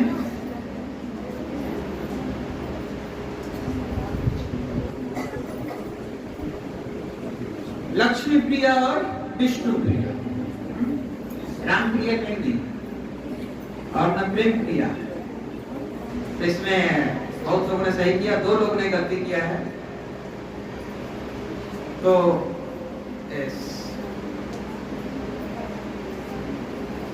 अकन कहा क्या है ना? आकांक्षा। आकांक्षा आगे बढ़ रही है। आकांक्षा सेकंड पर और अजय भी नीचे से आ रहे हैं। तो 5वां क्वेश्चन है सही और गलत। भगवान चैतन्य होना चाहिए, मिस्टेक है। भगवान चैतन्य 18 फरवरी 1586 में प्रकट हुए। सही या गलत? भगवान चैतन्य महाप्रभु 18 फरवरी 1586 में प्रकट हुए। सही या गलत? केवल 2 सेकंड बचे हैं।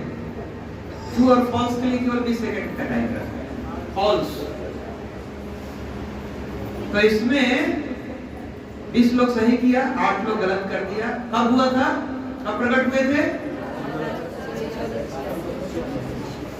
डेट सही है 18 फरवरी 1480, इसलिए ज्यादा इधर उधर नहीं किया। 1500 कर दिया था कि लोग ये हो जाए। तो इसमें प्रिया गुप्ता 3rd पर आ गई, अजय 4th, विश्वरंभा 5th पर। तो आगे है 6वां पजल है कुमार देव के 3 पुत्रों का नाम। बड़े से छोटे की तरफ सजाना है। सबसे बड़े को ऊपर रखिए, बीच वाले तब छोटे वाले। कुमार देव के 3 पुत्र कौन कौन थे?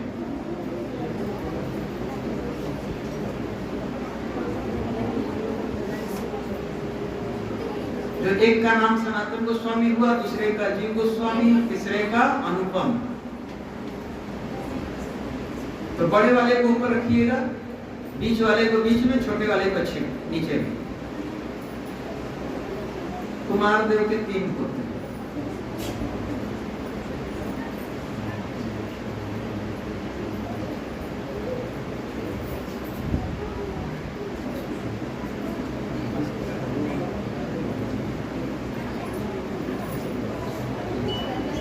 केवल अब 6 सेकंड बाकी है।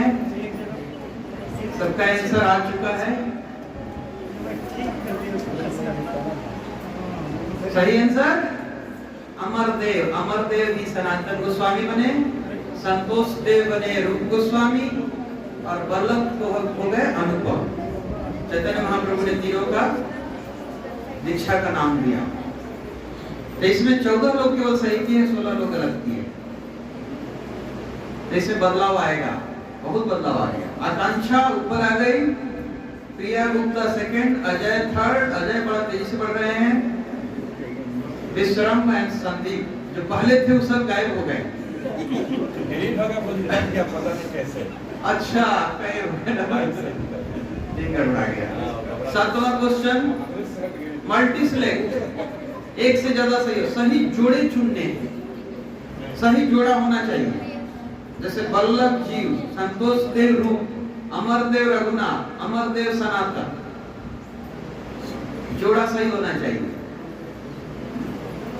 उसी को सिलेक्ट करना है। एक से ज्यादा आंसर सही होगा। वल्लभ जो जीव नाम पड़ा, संतोष देव का रूप नाम पड़ा, अमरदेव का रघुनाथ, अमरदेव का सनातन। जो सही वाला है उसको टिक मारिए। समय खत्म। तो संतोष देव का नाम रूप गोस्वामी, अमरदेव का नाम सनातन, वल्लभ का नाम क्या था? अनुपम, और अमरदेव तो सनातन, अमरदेव रघुनाथ नहीं थे। तो इस तरह से बदलाव आ गया। प्रिया गुप्ता फर्स्ट हो गई, आकांक्षा सेकंड। माता जी लोग हर जगह मारती हैं, रांची में भी बहुत आगे बढ़ती हैं इधर। नेक्स्ट 8वां क्वेश्चन, 3 ही क्वेश्चन बाकी है। Multi select. शुद्ध भक्त डैश या डैश को भोगने की इच्छा से रहित है, डैश या डैश को भोगने की इच्छा से रहित है। मानसिक तर्क, कृष्ण सेवा, सकाम कर्म, भक्तों की सेवा।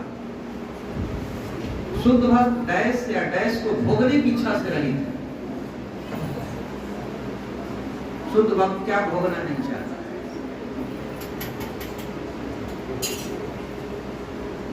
बहुत सीधा है, एक क्लास में भी आया था।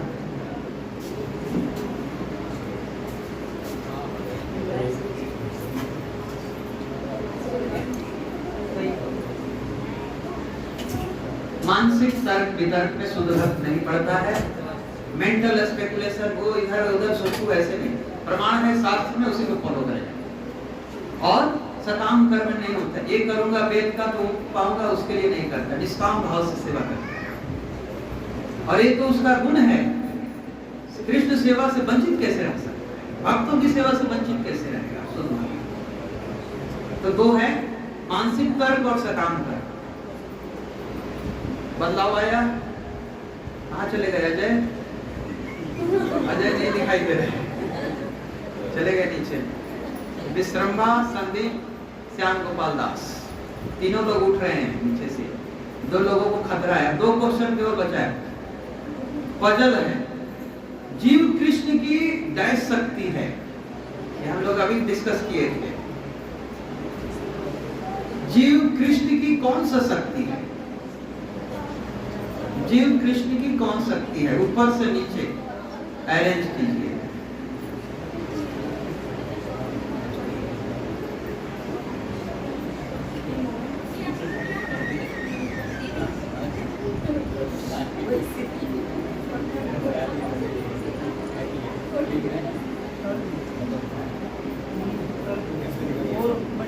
हरे कृष्णा कृष्णा कृष्णा कृष्णा हरे हरे, हरे राम राम राम हरे हरे। जय श्री जगन्नाथ बलदेव सुभद्रा महारानी की जय। कृष्ण जीव की कौन सा शक्ति है? तटस्था शक्ति है। अब कुछ नहीं कोई कर सकता है, टाइम ओवर। तटस्था शक्ति है। तभी भी 14 लोग सही किए, 14 लोग गलत किए, 2 लोग आंसर ही नहीं दे पाए। तो अब देखिए क्या होता है। कहाँ गए? यस, विश्रम्भा आगे बढ़कर सेकंड पर आ गए। प्रिया गुप्ता फर्स्ट बनी हुई है। अभी फर्स्ट लगता है बन जाएंगी, नहीं तो नीचे भी जा सकती हैं लास्ट क्वेश्चन में। आकांक्षा, संदीप, श्याम गोपाल दास। लास्ट क्वेश्चन, तैयार हैं? हरे कृष्णा। लास्ट क्वेश्चन, सही और गलत। भगवान साहब बड़ा सीधा आंसर है। भगवान चैतन्य सची और जगन्नाथ मिश्र के पुत्र थे। सही और गलत, फटाफट आंसर होना चाहिए। जो फटाफट मारेगा उसको ज्यादा नंबर मिलेगा। फटाफट जो मार देगा ना उसको ज्यादा नंबर। भगवान चैतन्य सची और जगन्नाथ मिश्र के पुत्र थे।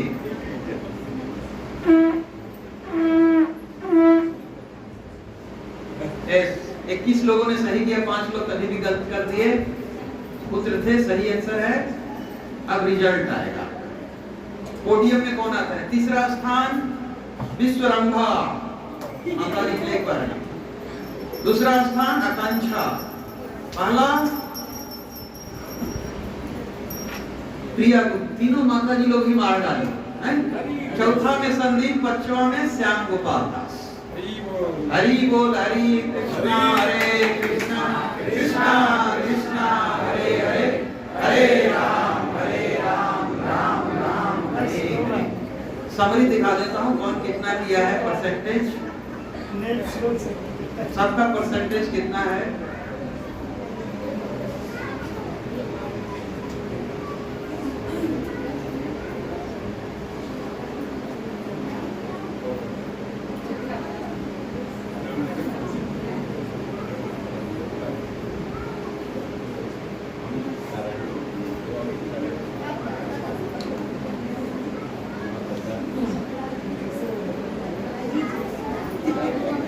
यस, प्रिया गुप्ता का 90% ठीक था, आकांक्षा 80%, विश्वरंभा 80%, संदीप 70%, श्याम गोपाल दास 80% किए हैं लेकिन चुप गए थोड़ा जल्दी करने में।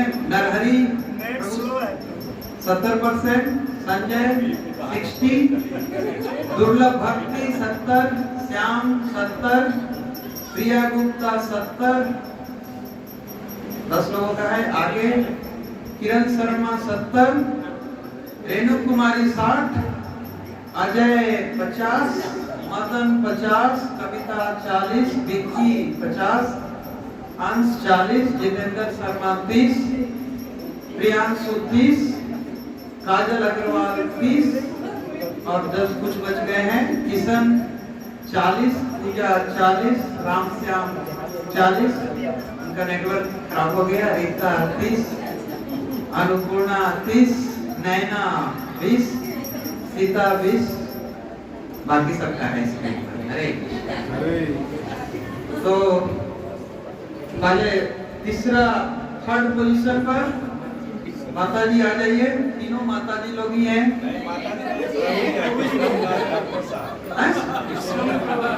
हमको लगा कि नाम ही है विश्वरंभा प्रभु। अच्छा, ये भी एक मजाक हो गया ना, भक्तों में मजाक चलता है। तो विश्वरंभा प्रभु थर्ड पोजीशन लाए। सिंसियर भक्त हैं। इतना एज होने के बाद भी हम लोगों को तो मोबाइल यूज करने में गड़बड़ा जाता है, बच्चे लोग मार देते हैं, ज्यादा कर जाते हैं। भक्ति से परे, मुक्ति से परे, बहुत प्रभु जी चाहते हैं मैं मुक्ति से ऊपर उठ जाऊं।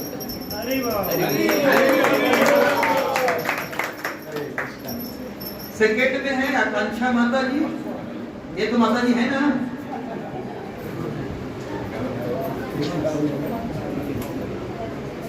कृष्ण भावनामृत एक अनुपम उपहार, इससे बड़ा उपहार कुछ है नहीं। इसके जीवन में कृष्ण भावनामृत आ गया, अमृत का संचार है। और भक्ति कीजिए। और पहला है फर्स्ट प्रिया गुप्ता। प्रिया गुप्ता, दीक्षा का नाम क्या है? दीक्षा हुआ है? लाइन में है, बहुत है। चैतन्य महाप्रभु का शिक्षा अमृत से मिल गया। सनातन गोस्वामी रूप गोस्वामी बहुत है। तीनों लोगों के लिए एक बार जोर से महामंत्र बोले, हरे कृष्णा कृष्णा कृष्णा हरे हरे, हरे राम राम राम हरे। और सबके लिए एक बार जोर से हरे कृष्णा कृष्णा कृष्णा हरे हरे, हरे राम राम हरे। जय श्री प्रभुपाद की।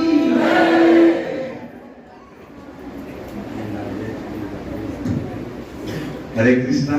तो बहुत ही सुंदर प्रभु जी के मुखातिब से हम लोग महाप्रभु की दिव्य शिक्षाएं, जो कि सनातन गोस्वामी के माध्यम से हम सब संसार के बद्ध जीवों के लिए है, और बहुत ही सुंदर तरीका से हम लोग श्रवण किए। और ये जो अंत में क्विज हुआ, इससे बहुत कुछ वास्तव में प्रभु जी के जो टेक्निक है, ये भक्तों में एक नया उत्साह और मतलब जो भी हम लोग श्रवण किए, एटलीस्ट कम से कम तो जितने लोग जुड़े थे, इतने लोग तो निरंतर एकदम ध्यान से सुने और लास्ट में सही गलत जवाब भी दिए। तो और आगे हो या पीछे हो, हम तो यही कहेंगे कि बहुत से लोगों ने सही किया है। अब फास्ट करने के धीरे धीरे प्रैक्टिस हो। हम भी जुड़े हुए थे लेकिन पता नहीं कहाँ चले गए। जी, तो बहुत ही सुंदर लगा। और हम लोग भी प्रयास करेंगे कि आने वाले सत्र से इसी प्रकार का बीच की व्यवस्था रखी जाए, ताकि लोग ध्यान से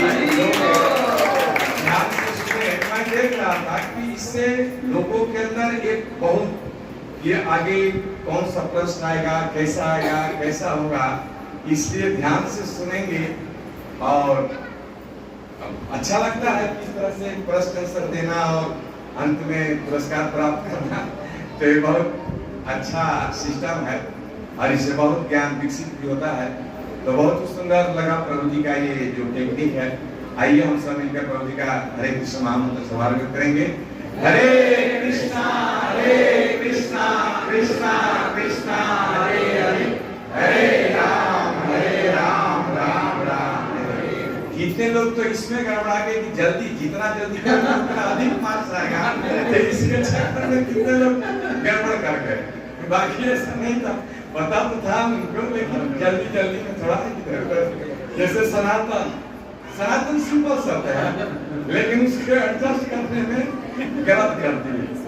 तो बड़ा ही अच्छा लगा और हम प्रभु जी से निवेदन भी करेंगे कि आगे जब भी इस क्षेत्र में आए तो जरूर हम भगवान के भक्तों पर भी अपनी कृपा दृष्टि बनाए रखें और इसी प्रकार से हम भक्तों के भक्ति का पोषण करते रहें।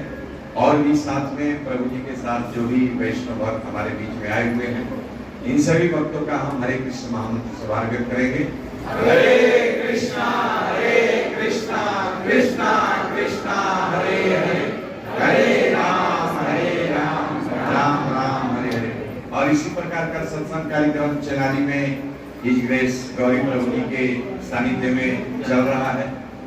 प्रत्येक शनिवार को होता है और मैं भी अदा कदा वहां पर पहुंच जाता हूँ। तो वहां भी भक्तों में भी मैं प्रभु जी के कर कमलों से बहुत से भक्तों ने जप माला लिया शनिवार के दिन। तो वहां भी प्रचार बहुत तेजी से बढ़ रहा है। तो हमारे बीच गौरी प्रभु जी भी आए हैं, इनका भी हम लोग हरि बोल बोलकर स्वागत करेंगे। हरि बोल हरि बोल हरि बोल। और साथ ही साथ एक सूचना है, हमारे मंदिर के भक्त हैं अमित तिवारी और बहुत ही सुंदर भक्त हैं और मंगला आरती आते हैं, भक्तों के बीच में बैठकर जप करते हैं। और उनकी दादी जी हैं, उनकी दादी जी का शरीर छूट चुका है और 11 तारीख को यानी कि कल नहीं परसों यहीं पर लक्ष्य पब्लिक स्कूल के बगल में है, थोड़ा सा आगे मेन रोड पे ही है। 11 बजे दिन में वहाँ पे कथा कीर्तन 10 बजे से यानी कि कल नहीं परसों ठीक 10 बजे से वहाँ पर कथा कीर्तन का आयोजन किया गया है। और 12 बजे से सभी प्रभु जी और माता जी सब लोग आमंत्रित हैं। 12 बजे से सबके लिए प्रसाद है। वार्ड नंबर 18 नियर कैमूर स्तंभ, उदरा बाईपास रोड, वहाँ कैमूर, लक्ष्य पब्लिक स्कूल से थोड़ा सा आगे है मेन रोड पर। तो आप लोग परसों 10 बजे से सभी भक्त वहाँ पहुँचेंगे। सबके लिए कथा कीर्तन और प्रसादन की व्यवस्था है। हरे कृष्ण। हम लोग चेनारी में कब से कम लगता है, आज शनिवार से शुरू किए हम लोग चेनारी से ही। और हमारे अभिभावक के रूप में हैं श्री सत्यनारायण सिंह, जो हाटा कॉलेज के प्रिंसिपल रह चुके हैं। बड़ी लगन है कि बोलते रहते हैं कि इस क्षेत्र के लिए हम लोग किया जाए, लोगों को भगवान से जोड़ा जाए।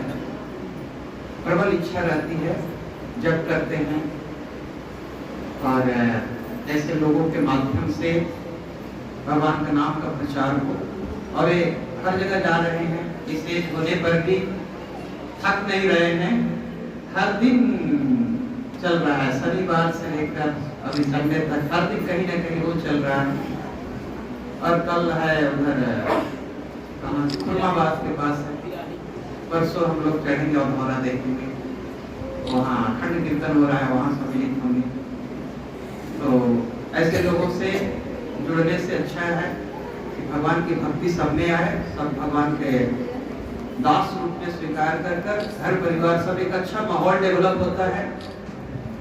भगवान जब सेंटर में हो जाते हैं तो घर का मालिक वो हो जाते हैं, तो उनकी जिम्मेवारी हो जाती है घर को देखना। खुद अपने मालिक बनकर रहेंगे तो आप अपने का बोझ ढोते रहिए, उनकी कोई चिंता नहीं करती है। तो घर का खुद मालिक है, मेरी क्या चिंता है। लेकिन जिस घर के आपने खुद मालिक बना दिया है भगवान को, तो सारी रिस्पॉन्सिबिलिटी वो लेते हैं। इसलिए हर घर में भगवान को है, कोई जरूरी नहीं बड़ा विग्रह ही हो, राधा कृष्ण का फोटो ही रख दीजिए सुंदर ढंग से, भाव रखिए कि ये मेरे सर्वश्रेष्ठ हैं, इनके लिए हर चीज है, घर का किचन घर सब कुछ इनके लिए है, और वो मालिक हैं तो अब उनकी सारी कृपा बरसती है। आपके लिए जो सही होगा वो प्रदान करेंगे, जो सही नहीं है वो नहीं देंगे। जैसे पिता होता है, बच्चे के लिए क्या जरूरी है वो देना, जो जरूरी नहीं है उसको नहीं देना। देवी देवता की तरह नहीं, जो मांग लो दे देंगे, वैसे नहीं देंगे। तुम्हारे लिए जो अच्छा होगा वो भगवान देंगे ताकि इसकी भक्ति बढ़े, क्योंकि हम आपके मालिक के रूप में स्वीकार करें। इसलिए हर घर में भगवान का भोग हो, बनते लगे, भगवान सेंटर में हो, और उस प्रसाद को खाइए, अति आनंददायी। अगर प्रसाद नहीं घर में मिल रहा है तो हमारी भक्ति नहीं दृढ़ हो सकती, क्योंकि गीता में खुद भगवान बोलते हैं तुम प्रसाद नहीं ले रहा है, तुम क्या है, चोर है, मेरा चीज को चुरा कर खा रहा है, और पापी भी मेरा चीज को हड़प ले रहा है। पापी, चोर और पापी कैसे सुखी रह सकते हैं, न इस संसार में न अगले संसार में। इसलिए इस्कॉन का बेसिक चीज है प्रसाद। प्रसाद मतलब भगवान की कृपा मिलना। इसलिए घर को भगवान का बना दीजिए, और कोई बहुत बड़ा चीज भगवान मांगते नहीं है, पत्रम पुष्पम फलम, जो भी घर में है पहले भगवान को अर्पित करेंगे तभी हम नहीं देंगे। भगवान की ये रसोई है, भगवान का सब कुछ है। हरे कृष्ण, जय श्री प्रभुपाद की जय। हरे कृष्ण। तो आज हमारा परम सौभाग्य है कि एक IIT हम लोग कितना ये उच्च पद की लालसा रखते हैं, तो देश का एक सर्वोच्च कंपटीशन है IIT। प्रभु जी IIT हैं, आप BTech MTech करने के बाद प्रोफेसर हैं कॉलेज में, HOD भी हैं, डीन भी रहे हैं, वो हमारे बीच आए हुए हैं। ये हमारे लिए प्रेरणा है कि अपने सब कुछ भौतिक ऐश्वर्य प्राप्त करने के बाद भी सिंपल तरीके से सिंपल लाइफ जी रहे हैं, और भगवत गीता और भक्तों के प्रचार करने के लिए हमारे भी चाहे हुए।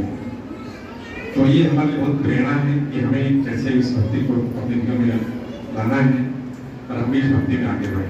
ताकि भगवत प्रभु जी ऐसे ही हमारे वजह आते रही, हमारा भी प्रेरणा हो गया।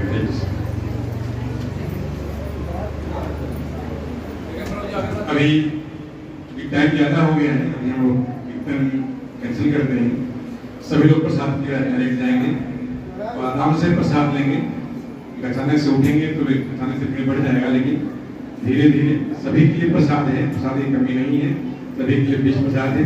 आराम से प्रसाद लेंगे, थोड़ा समय लगेगा लेकिन सब लेके